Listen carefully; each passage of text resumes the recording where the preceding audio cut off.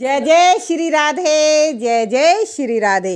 भक्तजनों, आगे की कथा बढ़ाते हुए आपको हम उषा और अनिरुद्ध के विवाह के बारे में बताएंगे कि हे सुखदेव जी, आप कृपया करके उषा के विवाह की कथा सुनाइए। सुखदेव जी बोले, हे राजन, मैं इस कथा को सुनाता हूँ, ध्यान देकर सुनो। ब्रह्मा जी के वंश में प्रहलाद का पुत्र विरोचन और विरोचन का बेटा राजा बलि हुआ। और राजा बलि के 100 पुत्र थे, जिनमें सब बड़ा पुत्र था बानासुर। अत्यंत बली, सत्यवादी और धर्मात्मा था। सोनितपुर उसकी राजधानी थी। वह नित्य कैलाश पर्वत पर जाकर शिव जी की पूजा किया करता था। शिव जी ने प्रसन्न होकर पार्वती सहित उसे दर्शन दिए और वर मांगने को कहा।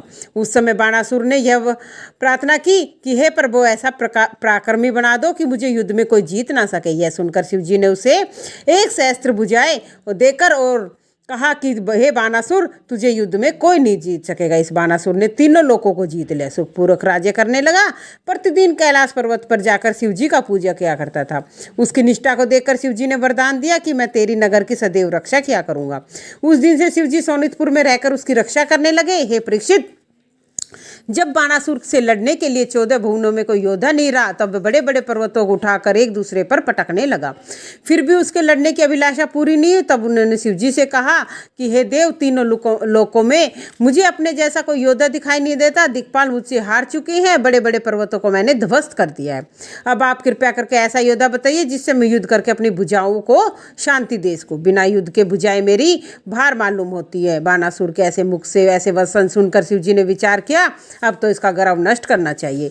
यह सोचकर उन्होंने बानासुर से कहा, हे मूर्ख, कुछ दिनों बाद ही वह दिन आएगा जब तेरी भुजाएं काट कर गिरा दी जाएंगी। यह सुनकर बानासुर ने कहा, हे देव, मुझे उस वीर का पता किस प्रकार चलेगा। जब शिव जी ने उसे ध्वजा दी और इस प्रकार कहा, हे बानासुर, तू इस ध्वजा को अपने राजभवन पर बांध देना। जब यह ध्वजा अपने आप टूट कर गिर पड़ेगी तो उस समय समझ लेना तेरा शत्रु उत्पन्न हो गया है। यह सुनकर बानासुर उस ध्वजा को लेकर अपने घर लौट आया और उसे राजमंदिर पर बांध दिया और प्रतीक्षा करने लगा।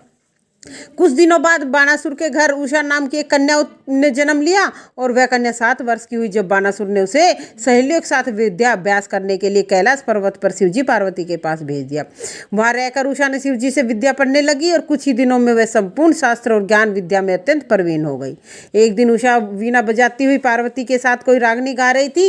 उस समय शिवजी ने पार्वती से कहा, हे प्रिय, मैंने जिस कामदेव को भस्म कर दिया था, अब उसने प्रद्युम्न नाम से श्री कृष्ण के यहाँ जन्म लिया है तथा उसी के अनुरूप उसका पुत्र अनिरुद्ध भी अति रूप की राशि है। यह सुनकर उषा के हृदय में यह अभिलाषा हुई कि वह पुरुष ही मुझे मेरे पति रूप में वही मिले। जब पार्वती जी की ने उनकी अभिलाषा का ज्ञान हुआ तो उनसे उषा से कहने लगी, हे पुत्री, तुझे वही स्वामी मिलेगा और सपने में आकर तुमसे मिलेगा। तब उषा 16 वर्ष की हुई। तब उन्होंने एक दिन अपने माता पिता के पास जाकर दंडवत किया। उस समय उसे देखकर बानासुर ने उसके विवाह का निश्चय किया। हे परीक्षित, एक दिन उषा निंद्रा में सोई थी। उसने सपने में देखा एक श्याम वन सुंदर पुरुष रेशमी अपर्णा ओढ़े उसके सामने खड़ा है। उषा ने उसे देखकर लज्जित हुई। उसी समय उसकी आंखें खुल जाने के कारण उसके मन की इच्छा मन में ही रह गई।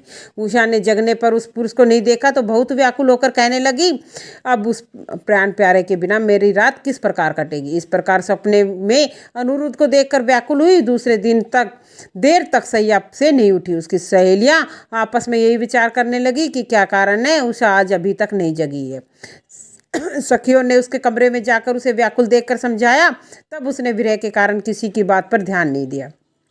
उस समय मंत्री कुंभांड की पुत्री चित्ररेखा उससे बोली, हे आली, तुम्हें ऐसा कौन सा दुख है जिसके कारण तुम इतनी व्याकुल हो रही हो। मैं तुम्हारी कृपा से इतनी शक्ति रखती हूँ कि 14 भवनों में जाकर प्रत्येक कार्य करके ला सकती हूँ। श्री ब्रह्मा जी के वरदान से मेरे साथ 64 योगिनियाँ रहती हैं। यदि तुम मुझे अपने मन की बात बता दो तो मैं तुम्हारी अभिलाषा पूरी करूँगी।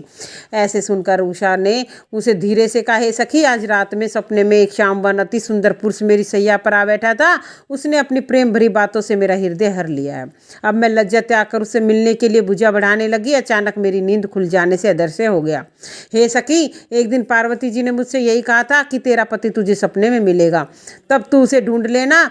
तो वही मेरा पति आज रात को सपने में आया था, पर उसको मैं किस प्रकार ढूंढूं। इतना कहकर जब उषा ठंडी सांसें लेने लगी तो चित्रलेखा ने उससे इस प्रकार कहा कि हे सखी, तुम घबराओ नहीं, तुम्हारे चित्त को चुराने वाला जहाँ भी होगा उसे मैं ढूंढ कर ले आऊंगी। यदि तुम कहो तो संसार के जितने भी सुंदर पुरुष हैं मैं सबकी तस्वीर बनाऊं, और तुम्हारा जो प्राण प्यारा है तुम उसे पहचान ले, तब मैं तुम्हारे पास उसको ले आऊंगी। यह कहकर चित्रलेखा ने चित्र बनाना शुरू कर दिया। देवता, गंधर्व, किन्नर और राजाओं की तस्वीरें जब उषा को अपना प्राण प्यारा नहीं मिला, तब चित्रलेखा ने श्री मुरली मनोहर और प्रद्युमन की तस्वीरें खींच कर दिखाई। उसे देखकर उषा ने लज्जित हो चित्रलेखा से कहा, हे सखी, मेरा प्राण प्यारा इसी वंश में होगा। यह सुनकर जब चित्रलेखा ने अनिरुद्ध का चित्र खींचा तो उषा उसे देखकर अचेत हो गई। कुछ देर बाद उसे होश आया तो कहने लगी, हे सखी, इसी ने मेरा चित्र चुराया है। यदि तुम मुझे इनसे मिला दो तो तुम्हारी बड़ी एहसान होगा, और नहीं तो मैं इनके विरह में अपने प्राण त्याग दूंगी। जब चित्रलेखा ने कहा, हे उषा, ये श्री कृष्णचंद्र जी के नाती तथा प्रद्युमन के पुत्र अनिरुद्ध है। ये द्वारिकापुरी में रहते हैं, जहाँ कृष्ण जी का सुदर्शन चक्र हर समय नगर की रक्षा करता है। यह सुनकर उषा उदास होकर कहने लगी, हे सखी, फिर तू कहाँ जाकर मेरे प्राणनाथ को किस प्रकार लाएगी। चित्रलेखा बोली, मैं तुम्हारे लिए कोई उपाय सोचती हूँ। इतना कहकर चित्रलेखा चील का रूप बनाकर वहाँ से उड़ चली और द्वारिकापुरी जा पहुँची। वह चित्रलेखा ने अनिरुद्ध को महल में पहुंचकर उसकी सैया सहित सोते हुए उठा ले आई और उषा के पास ले आई। अनिरुद्ध को देखते ही उषा अत्यंत प्रसन्न हुई और चित्रलेखा की प्रशंसा करती हुई बोली, हे सखी, आज तूने मुझे जीवन दान दिया, मैं तेरा एहसान जीवन भर नहीं भूलूंगी। हे परीक्षित, जब अनिरुद्ध की आंखें खुली तो उसने अपने आप को प्राय घर में सोता हुआ पाया तो बहुत विचार करने लगा कि मुझे घर से उठाकर यहाँ कौन ले आया। तब उसने अपने सामने बैठी एक परम सुंदरी उषा को देखा और पूछा, हे सुंदरी, तुम कौन हो तथा मुझे यहाँ किस प्रकार ले आई हो। उषा लज्जा के कारण उसकी बात का जवाब न दे सकी तो अनिरुद्ध ने उसे अपनी सैया पर बिठाया और प्रेम भरी बातें से उसके संकोच को दूर किया। इस प्रकार दोनों वहीं रहने लगे। सखियों ने इस बात को छिपाए रखा। इस प्रकार 4 महीने बीत गए। एक दिन उषा ने यह विचार कर मेरे निरंतर घर में रहने से लोग शक करने लगेंगे, वह महल के बाहर जाकर आए तो उसी समय उसे अपने प्राण प्रिय का ध्यान आ गया और वो उल्टे पांव भीतर लौट आई। उसी समय एक रक्षक ने कहा, मैं कई दिनों से राजकुमारी के नंद भवन में से भीतर से वार्तालाप की आवाज़ें सुना करता हूँ, अतः हमें महाराज से ये सब बातें बतानी चाहिए। यह सुनकर दूसरे रक्षक ने भी यही कहा कि हे परीक्षित, जिस समय रक्षक आपस में इस प्रकार की बातें कर रहे थे उसी समय राजा बानासुर अनेक शूरवीरों को अपने साथ लिए उसी स्थान पर आ पहुँचा जब महादेव जी की दी हुई ध्वजा उसने अपने स्थान पर लटकाई हुई थी। और वो ध्वजा को न देखकर अपने सेवकों से पूछने लगा कि सेवकों, मुझे बताओ, बहुत दिन ये ध्वजा कहाँ गई। तो सेवक कहने लगे, ये बहुत दिन हो गए हैं, ये ध्वजा तो अपने आप ही टूट के गिर गई है। यह सुनकर राजा बानासुर ने कहा, अब मेरा दुश्मन पैदा हो गया है। उस समय एक रक्षक ने हाथ जोड़कर कहा, हे स्वामी, बहुत दिनों से मैं राजकन्या के भवन में से किसी के हंसने बोलने की गूंजती हुई आवाज़ को सुनता हूँ, लेकिन यह नहीं जानता वह कौन है और कहाँ से आया है। यह सुनकर बानासुर बहुत ज्यादा क्रोध करके महल में जा पहुंचा। वहां उसने अनिरुद्ध को उषा के साथ पलंग पर सोते देखा। वहां से लौटकर बाहर आया और अपने साथियों से यह कहने लगा, हे सैनिकों, इस वक्त मेरा दुश्मन सो रहा है, सोते हुए को मारना महापाप है, और वह जब जग जाए तो तुम मेरे पास आकर खबर देना। और यह आज्ञा देकर बानासुर अपनी सभा में चला गया। तब उषा के महल के चारों तरफ शूरवीरों की एक बड़ी सेना नियुक्त कर दी। हे राजन, जब अनिरुद्ध जगकर उषा के साथ चौपड़ खेलने लगा तब रखवारों ने बानासुर को जाकर यह खबर दे दी, हे महाराज, अब आपका शत्रु जाग उठा है। यह सूचना पाकर बानासुर हाथ में तलवार लेकर उषा के भवन में गया और दरवाजे से ही ललकारता हुआ बोला, हे चोर, तू कौन है, बाहर निकल, जिससे मैं तुझे आज सजा दूंगा। पिता के ऐसे वचन सुनकर उषा बहुत घबरा गई और अनिरुद्ध से बोली, प्राणनाथ, मेरे पिता आपको पकड़ने के निमित्त आए हैं, अतः अपने प्राणों की रक्षा कैसे करोगे। अनिरुद्ध ने उत्तर दिया, हे प्राण प्रिय, तुम चिंता मत करो, मैं पल भर में सबके प्राण ले लेता हूँ। अनिरुद्ध ने उसमें से अधिकांशों को तो मार डाला, विद्रुन हो गए और शेष बचे हुए भाग गए। जब बानासुर ने ऐसा चमत्कार देखा तो उसने शंकर से प्राप्त किए नाग पास से फेंककर अनिरुद्ध को बांध दिया। उस क्षण अनिरुद्ध ने यह सोचा, यदि मैं ये नाग पास को तोड़ निकालता हूँ तो शंकर जी की मर्यादा नष्ट हो जाएगी, इसलिए वह चुपचाप जैसे को तैसा बंधा हुआ खड़ा रहा। हे राजन, उधर उषा ने घबराकर चित्ररेखा से कहा कि हे सखी, अब तू ही बता मैं कैसे धीरज धरूं। यह सुनकर सखी ने उत्तर दिया, उषा तू व्याकुल मत हो, अभी कुछ देर में ही बलराम जी और कृष्ण जी अपना दल बदल लेकर आते होंगे और अनिरुद्ध को बंधन मुक्त करके तेरे सहित उन्हें तुरंत द्वारिका ले जाएंगे। हे राजन, इस प्रकार अनिरुद्ध उषा के विरह में व्याकुल थे। उधर उषा अनिरुद्ध की याद करके आठों पैर रोया करती। नारद ने बानासुर के पास जाकर कहा, हे राजन, जिस अनिरुद्ध को तुमने बंदी बना रखा है वह प्रद्युम्न का पुत्र और श्री कृष्ण जी का पोता है। यदि यदुवंशियों के प्रताप को भली प्रकार जानते हो तो इसलिए मैं तुमसे कहने आया हूँ, उचित समझो तो वही करो।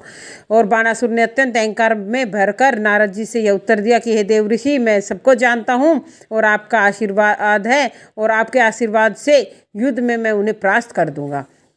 तब सुखदेव जी महाराज बोले, हे राजन, जब अनिरुद्ध को द्वारिका से 4 महीने से अधिक हो गए तब एक दिन प्रद्युम्न ने जाकर श्री कृष्ण और बलराम जी के पास बैठकर अनिरुद्ध की चर्चा करने लगे। उस समय नारद जी वहाँ पहुँचे। उन्हें देखकर कृष्ण जी ने दंडवत करते हुए कहा, हे नारद जी, तुम तीनों लोकों में घूमते हो, इसलिए यदि आपको पता हो अनिरुद्ध कहाँ है और कुछ समाचार ज्ञात हो तो हमें बताइए। यह सुनकर नारद जी कहने लगे, हे भगवान, न अनिरुद्ध को सोनितपुर में बानासुर ने नागपाश से बांध रखा है और अपने पास कैद कर रखा है। इतना कहकर नारद जी चले गए। श्री कृष्ण जी और बलराम जी 12 अक्षौहिणी सेना लेकर सोनितपुर जा पहुंचे। यह देखकर बानासुर ने भी अपने मंत्रियों सहित सेनापतियों को यह आज्ञा दी कि तुम सेना लेकर उन पर आक्रमण कर दो। यह सुनकर बानासुर का मंत्री 12 अक्षौहिणी सेना लेकर श्री कृष्णचंद्र जी के दल के सम्मुख आ खड़ा हुए। तदंतर बानासुर ने शिव स्मरण करके अपने दल में आ गया और शिव जी ने यह देखा कि मेरा भक्त संकट में है, तब वे भी अपने भूत प्रेतों की सेना लेकर आ गए। और बानासुर ने प्रभु श्री कृष्णचंद्र से ललकार कर कहा है, हम धर्म युद्ध करना चाहते हैं, इसलिए एक एक योद्धा के साथ एक एक जोड़ा ही लड़ेगा। यह बात सुनकर स्वीकार कर ली कृष्ण जी ने।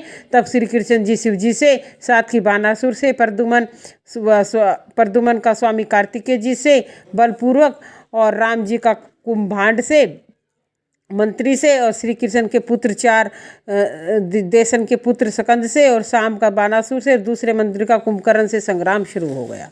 हे राजन, जब रणभूमि में शिव जी ने कृष्ण जी के ऊपर ब्रह्मास्त्र का प्रहार किया उस समय श्री कृष्ण जी ने अपने सुदर्शन चक्र से काट दिया। तत्पश्चात शिव जी ने अपने बाण से आंधी प्रकट की तो श्री कृष्ण जी अपनी महिमा से नष्ट कर दिया। फिर शिव जी ने अपनी अग्नि बाण चलाया तो श्री कृष्ण जी ने बाण वर्षा शुरू कर अग्नि को नष्ट कर दिया और ऐसा बाण छोड़ा जिससे श्री शंकर जी की सेना और भूतों प्रेतों की दाढ़ी मूंछों के बाल जलने लगे। यह देखकर शिव जी ने अपने बाणों द्वारा जल वर्षा करके उनकी जलन को शांत कर दिया। तब शिव जी ने नारायण अस्त्र निकाला, परंतु फिर कुछ सोच समझकर उसको तरकस में ही रख दिया। यह देखकर मुरली मनोहर ने जमाई बाण जलाकर शत्रु सेना को काटना शुरू कर दिया। तब शंकर जी ने क्रोध होकर उन पर 3 बाण छोड़े, लेकिन श्री नंदन ने उनको काटकर ऐसा बाण छोड़ा जिससे लगने से शिव जी गिर पड़े और जमाई लेने लगे। यह दशा देखकर बानासुर ने श्री कृष्णचंद्र के सामने जा पहुंचे और अपने 1000 हाथों में 500 धनुष लेकर उनके ऊपर बाण वर्षा करने लगे। श्री मुरली मनोहर जी ने एक बाण ऐसा मारा कि बानासुर ने के धनुष कटकर जमीन पर गिरने लगे। उसका सारथी घोड़ों सहित मारा गया। यह देखकर बानासुर युद्ध भूमि छोड़कर घर की ओर पैदल भागा। श्री श्याम जी उसके पीछे दौड़ने लगे। उस समय बानासुर की माता कोरा अपने पुत्र की विपत्ति देखकर नंगी होकर श्री कृष्ण के सामने आ पहुंची। श्री कृष्ण जी ने कोरा को नंगी देखना उचित न जानकर आंखें बंद कर ली। मौका पाकर बानासुर एक अक्षौहिणी सेना लेकर पुनः युद्ध भूमि में आ पहुंचा और बानासुर श्री बांके बिहारी जी से युद्ध करने लगा। श्री कृष्ण ने एक क्षण में उसकी सब सेना नष्ट कर दी। तदुपरांत बानासुर अपने हाथों में अनेक प्रकार के अस्त्र शस्त्र लेकर कृष्ण जी के सम्मुख जाकर कहने लगे कि अभी तक मेरी पिपासा शांत नहीं हुई है, युद्ध की पिपासा शांत नहीं हुई है, सो तुम मुझसे युद्ध करो। उसके ऐसे अभिमान पूर्ण वचन सुनकर श्री हरि ने सुदर्शन चक्र से उसकी 4 भुजाओं को छोड़कर से सब भुजाएं काट दी। तब शंकर जी ने की शरण में जाकर कहने लगा कि आप मेरे प्राण बचाने की कृपा करें।